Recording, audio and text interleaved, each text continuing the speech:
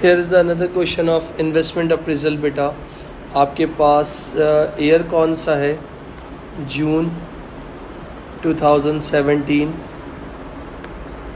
Paper 32, question number 6.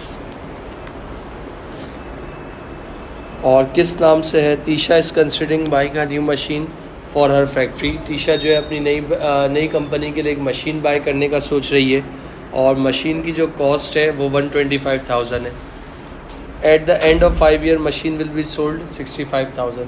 मतलब साल के आखिर में मशीन जो है बिक जाएगी फॉर 65,000 की. The machine will be use manufacture one of Tisha existing products. The following information is available. The current sales volume of the existing product is 10,000 unit. This will remain constant over the 5 year period. मतलब ये जो होगी आपकी sales क्या होंगी? Constant होंगी बेटा. Selling price per unit जो है आपकी 12 है. Tisha plan to increase this to 13 per unit to help cover all her cost of the new machine. यानी सेलिंग प्राइस पर यूनिट तुम्हारी 12 है और जो इंक्रीज़ प्लान है उसका इंक्रीज़ करने का कहाँ तक जाने का? $13 तक जाने का. वेरिएबल कॉस्ट आप लोगों की कितनी है? 5 है. Expected to fall 3 per unit by using new machine. 5 से 3 हो जाएगी. मेंटेनेंस कॉस्ट जो है 5,000 है जो कि फिक्स्ड है. ईयर 1 में ऑफसेट सर्विस आप पे कर रहे हो 1,000 का. Prepare one table which shows change in cash flow. क्या निकालना है? Change in cash flow, not in values. Year 0 से 05 तक यानी हर साल में क्या चेंज आया है. That arise a result of purchase of the machine. 5 marks का है आपके पास. तो मैं फिर रिपीट कर रहा हूँ, आपको इस क्वेश्चन में सिर्फ और सिर्फ क्या मांगा है? चेंज मांगा है. और चेंज कैसे दे रहे हो आप? Here is the answer of part ए. तो अगर मैं आपसे कहता हूँ year 0, year 1, year 2, year 3,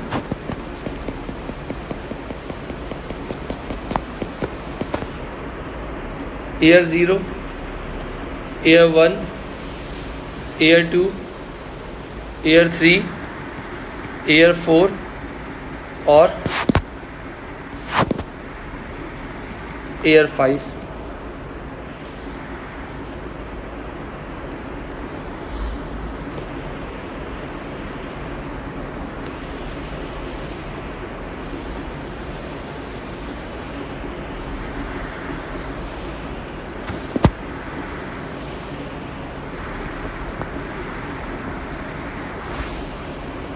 then अगर मैं आपसे कहता हूँ इनिशियल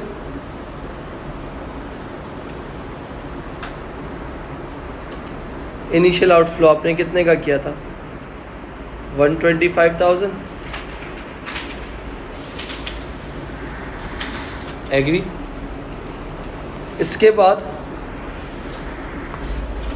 नेक्स्ट पार्ट पे आ जाओ. आप लोगों की स्क्रैप वैल्यू कितनी है? 65,000. इसके बाद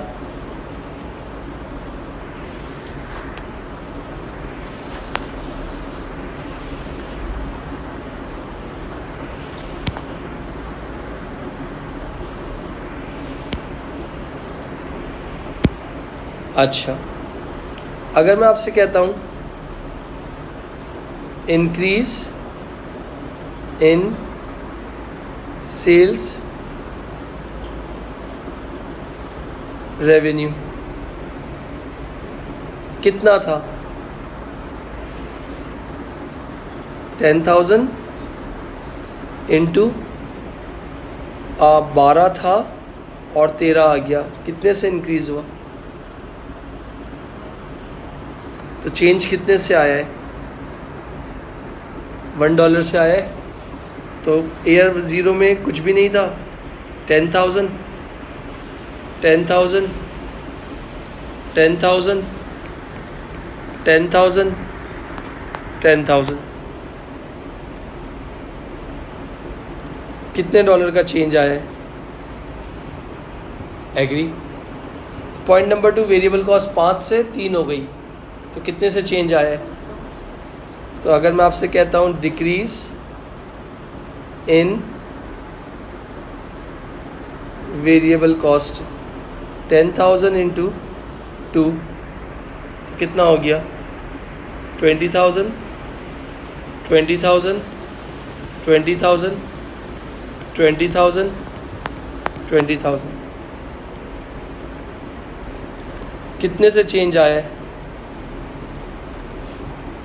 इसके बाद पॉइंट नंबर 4, 1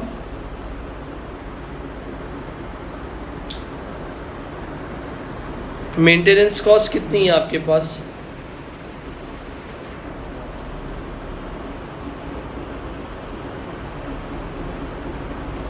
कोई कांस्टेंट है या क्या है? 5,000, 5,000, 5,000, 5,000, 5,000। At the end of year 5, one of service कौन से एयर 1 पे लगी है? 1,000 dash dash dash dash. Agree. अगर मैं आपसे कहता हूं मेरे पास for example increase in sales volume और decrease in sales variable cost, 20 + 30 कितना होगी? 20 + 10 कितना होगी? 30। 30 में से मेंटेनेंस कॉस्ट 5 निकल गई, 25। 25 में से 1 निकल गया, तो इसको मैं क्या दूंगा? Total cash flows. पहले साल के कितने हो गए? 24, दूसरे साल में 25, 25, 25 और 60, 75, 5, I think 90। Agree? Done. This is the answer of part A. कोई मसला?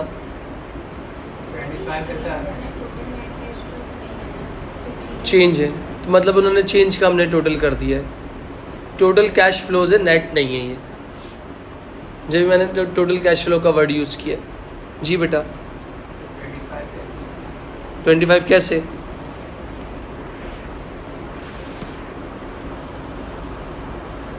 ये आपके पास क्या आता है? एक सेल्स इंक्रीज हुई है $1 से और वेरिएबल कॉस्ट $2 से डिक्रीज हुई है। अगर इंक्रीज होती तो मैं माइनस कर देता, मगर डिक्रीज हुई है तो ये दोनों को प्लस कर लिया और किससे माइनस कर दिया?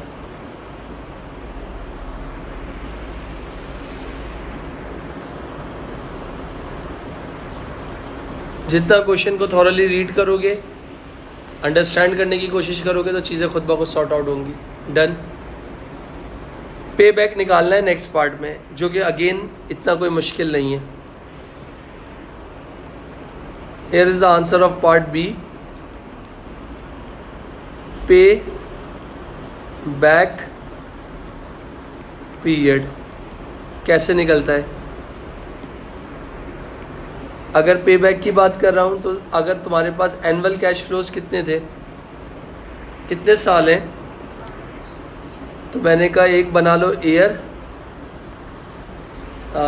वेट करना, एनुअल कैश फ्लो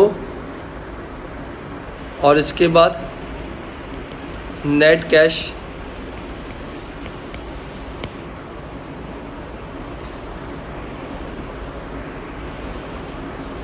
ये आपके पास क्या हो गया? एयर। ये हो गया 0, 1, 2, 3, 4, 5।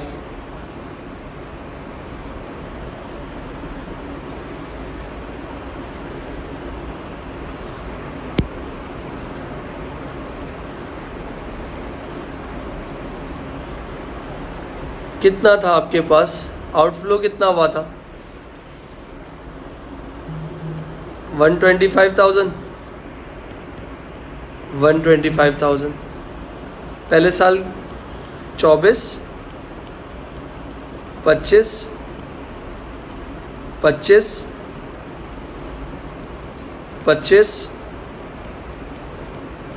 90, यही था। तो अगर मैं तुमसे नेट की बात करने जाता हूँ तो एक 25 में से 24 निकाल दो, कितना हो जाएगा?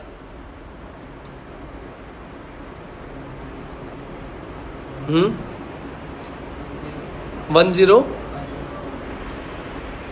आप कह रही हो 101,000। फिर 101 में से 25 निकालो और 76 में से 25 और निकालो, 51 में से 25 और निकालो जी। 26 में से 90 जा सकते हैं? नहीं, तो रिमेनिंग कितना बच गया? 64,000। पे बैक कैसे निकलेगा? पे बैक पीरियड कितने साल हैं? 4 years। रिमेनिंग कितना बचा हुआ था?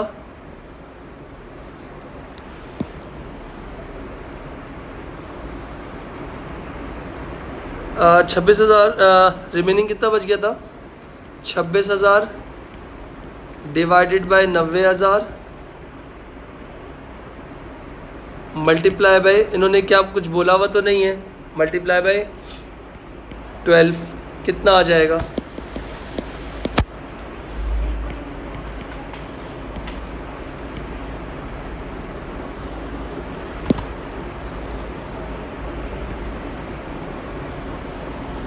तो 4 years कितना आ रहा है? 3.46 मंथ्स। किसका बेटा? मगर इसमें ये कि 3.46 मंथ्स है, क्योंकि ज़ाहिर सी बात है डेज़ भी राउंड ऑफ नहीं होता, मंथ भी नहीं होता। तो हम पे बैक लगभग इससे इस तरह एस्टिमेट करते हैं, अगर मल्टीप्लाई बाय 365 कर देंगे तो डेज़ में आ जाएगा, और मल्टीप्लाई बाय 12 कर देंगे तो उसके साथ आ जाएगा, यानी 4 साल लगभग जो है 4 महीने।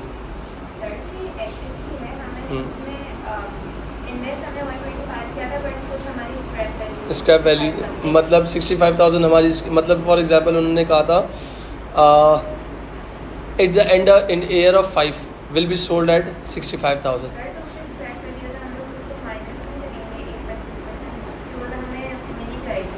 नहीं, मगर वो तो एयर एंड में जाएगी ना, मगर हमें इनके इन्फ्लोज तो निकालने हैं ना, दिखाने तो है ना बेटा, कि डेप्रिसिएशन तो अपनी जगह पे चल रही है ना। अच्छा, फिर इसके बाद मेरे ख्याल से एयर 1 हो गया, एयर 2 हो गया, और पार्ट सी पे आ जाओ। मैंने आप लोगों से कहा था कि इसके अंदर थियोरेटिकल इम्पैक्ट 4 टेक्निक्स हैं। ARR हो गई, सेकेंड वन इज़ पे बैक हो गई, IRR हो गई और NPV हो गई। चारों के एडवांटेज डिसएडवांटेज आपको मैंडेटरी है, अगर ये क्वेश्चन देगा तो 4 में से किसी को भी वो टेस्ट कर सकता है। अब जैसे पार्ट सी है, पार्ट सी में क्या मांगा है तुम लोगों से? पे बैक तो हो गया, state 3 reason why pay back method is useful.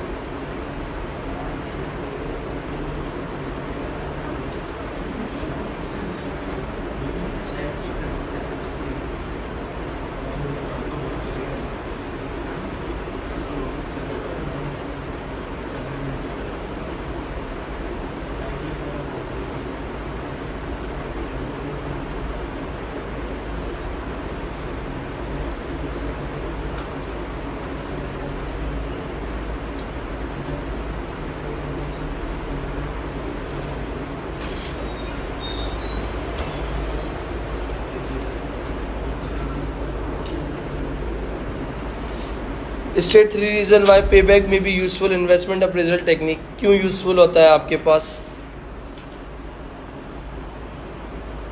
Number 1, easy to calculate,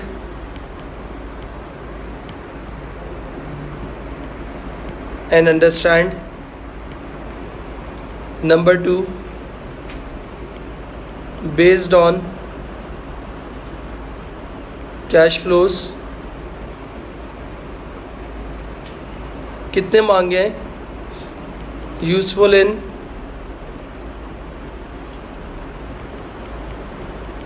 liquidity crisis,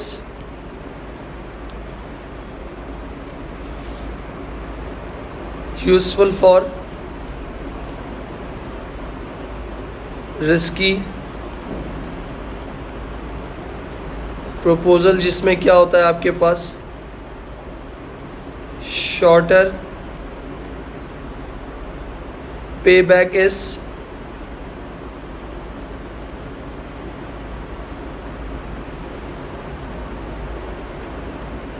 preferred होता है। डन। फिर उसके बाद नेक्स्ट पार्ट में आप लोगों से क्या मांगा हुआ है, कॉस्ट ऑफ कैपिटल कितना है आप लोगों के पास 10%, उन सब के 10% के क्या दिए हुए, डिस्काउंट फैक्टर्स दिए हुए। यानी आप अपने क्या कर रहे हो, जो भी प्रेजेंट आपके पास जो भी कैश फ्लोज आए हैं उनको डिस्काउंटेड कर रहे हो ताकि फ्यूचर की आपको क्या हो जाए, प्रेजेंट वैल्यू पता लग जाए। तो मैं क्या निकाल रहा हूँ, एनपीवी निकाल रहा हूँ कि मशीन बाय करनी चाहिए या नहीं करनी चाहिए। अगर एनपीवी पॉजिटिव आ रही है तो इसका मतलब डेफिनेटली आपको मशीन बाय करनी चाहिए। कौन सा पार्ट था ये, पार्ट डी। तो अगर फॉर एग्जांपल आपके पास ये हो गया एयर, ये आपके पास क्या हो गया net cash, net cash flow, और ये क्या बना रहा हूँ डिस्काउंटेड कैश फ्लो एट 10% बेटा। तो अगर आपके पास सबसे पहले ईयर 0, ईयर 1, 2, 3, 4, 5, तो 1,25,000 रुपये आपके क्या थे, आउटफ्लो थे। पहले साल कितना था 24,000, दूसरे साल कितना था 25, तीसरे साल कितना था 25, चौथे साल कितना था 25 और पाँचवें साल कितना था 90। आप कुछ भी ना करो, 24,000 को मल्टीप्लाई करते जाओ। 24,000 मल्टीप्लाई बाय 0.909, एग्जैक्ट वैल्यू बताना भाई। 24,000 मल्टीप्लाई बाय 0.909, 2181। इसी तरीके से 25,000 मल्टीप्लाई बाय 0.826, 2650। इसके बाद 25,000 मल्टीप्लाई बाय 0.751, 1875।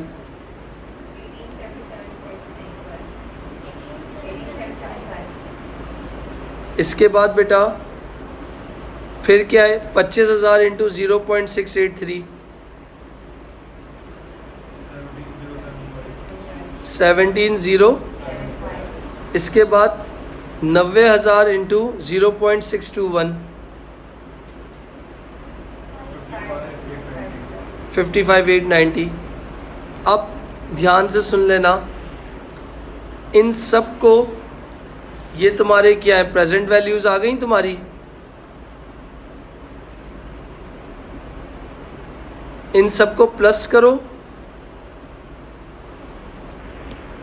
इन सबको प्लस करो और अपने आउटफ्लो से माइनस कर लो। अगर डिफरेंस पॉजिटिव आ रहा है तो इसका मतलब आपकी एनपीवी क्या है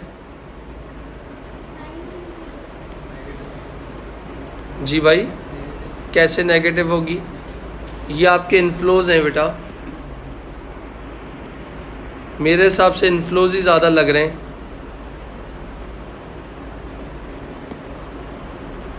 इन सबको प्लस किया और इससे माइनस कर लिया तो आपके पास क्या आ रहा है 9206 पॉजिटिव एनपीवी आ गई। इसके बाद नेक्स्ट पार्ट पे आ जाओ, इधर देख लीजिएगा भाई। When using discount factor of 20%, तब एनपीवी कितनी आ गई है, कितनी दे दी है एनपीवी? नेगेटिव दे दी है। कितना 24,953 हमेशा निकालते हैं बट इन्होंने गिवन है। और मुझे अब नेक्स्ट पार्ट में क्या निकालने का बोला भाई? आईआरआर, और आईआरआर जो है 3 डेसिमल कितने बोला 3 डेसिमल प्लेस पे आईआरआर निकालना है। तो ये देख लीजिएगा,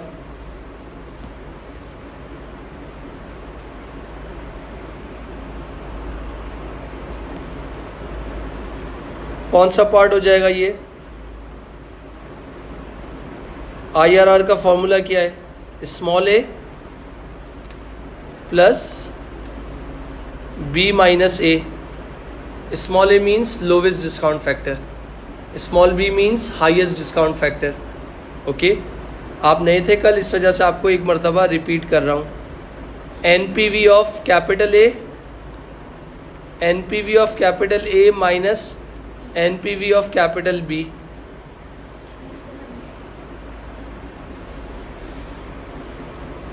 इंटू 100। सही है।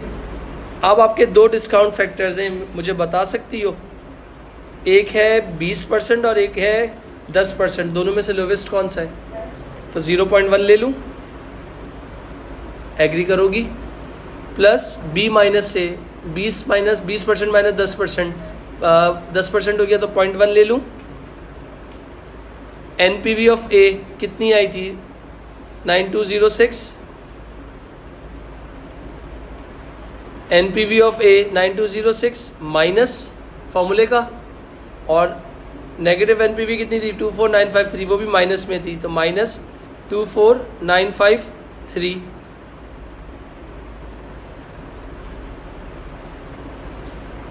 इंटू 100। एक स्टेप और थोड़ा दिखा रहा हूँ, यहाँ देखिएगा। 0.1 plus 0.1, 9206 minus minus plus 24953 into 100। Direct calculator में आंसर रख के निकाल सकते हो जी बेटा, एग्जैक्ट बताना आंसर। गलत बता रही हो? कितना? गलत बता रही हो। कैलकुलेटर उठाओ। 100 को भी मल्टीप्लाई बाय नहीं करना, एंड में करना बिल्कुल, क्योंकि जब भी मैंने बड़े ब्रैकेट्स बना दिए। कितना बताया आपने? 12 पॉइंट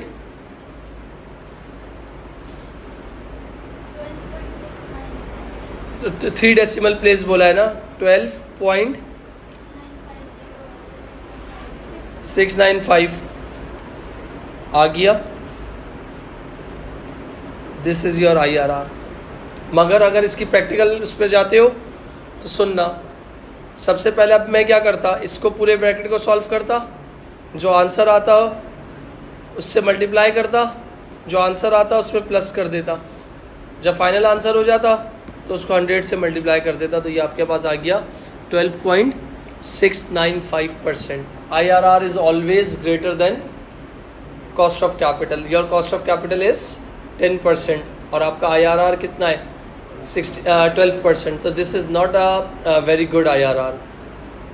अगर बहुत छोटा मोटा डिफरेंस हो ना तो ये आपका IRR जो है लॉस कंडीशन में भी जा सकता है। तो IRR हमेशा थोड़ा सा ज़्यादा होना चाहिए as per your cost of capital, क्योंकि 10% है और 12% इतना बड़ा कोई मार्जिन है नहीं। पे बैक तुम्हारा कितने साल में आ रहा है? 4 साल। मशीन की लाइफ कितनी है? 5 साल। तो लगभग यानी 4 साल तो घुस गए, पैसे फंसे हुए ही हैं। मेरा पैसा उस प्रोजेक्ट मशीन में टाइड अप हुआ है। इसके बाद ARR कैलकुलेट करने का बोला नहीं है, सही है। तो इसका मतलब ये आपके पास क्या आ गए? वो आ गए, रीजंस आ गए। खैर, नेक्स्ट पार्ट पढ़ो क्या लिखा हुआ है। अगर मैं आपसे बात करता हूँ, Tisha is discovered alternative machine that would also suitable for producing the same product. This also has experience life of 5 years. Tisha has limited amount of capital available and only need 1 machine. Outlay कितना है? ऊपर कितना था? NPV कितनी है? और इधर हमारी कितनी आई थी? 9206। IRR कितना है? पे बैक कितना है? Recommend with reason with machine Tisha should buy. Tisha को रिकमेंडेशन डालनी है। अब तवज्जो देना प्लीज़, बहुत इंपॉर्टेंट है।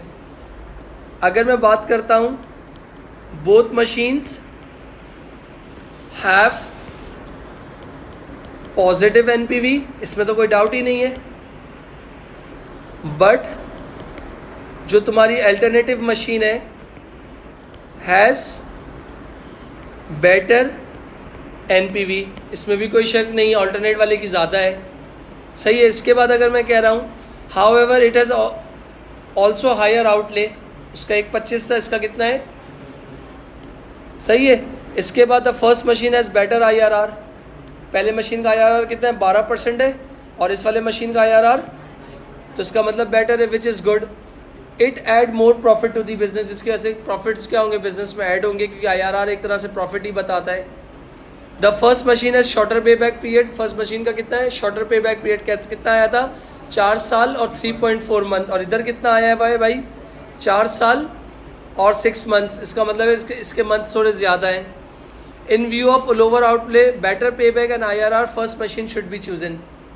तो मैंने किस बेस पे फैसला किया? IRR के बेसिस पे और आउटले के बेस पे। तो मुझे मशीन जो फर्स्ट है, जो मेरी पुरानी है, उसी को मैं क्या करूँगा? चूज़ करूँगा। हाँ, तो 1.25 है ना बेटा, जाहिर सी बात है जितने कम पैसे लगेंगे उतना फ़ायदा नहीं होगा, और जितने ज़्यादा लोगे उतना नुकसान नहीं होगा, क्योंकि डेप्रिसिएशन का भी तो फैक्टर है। डिस्कस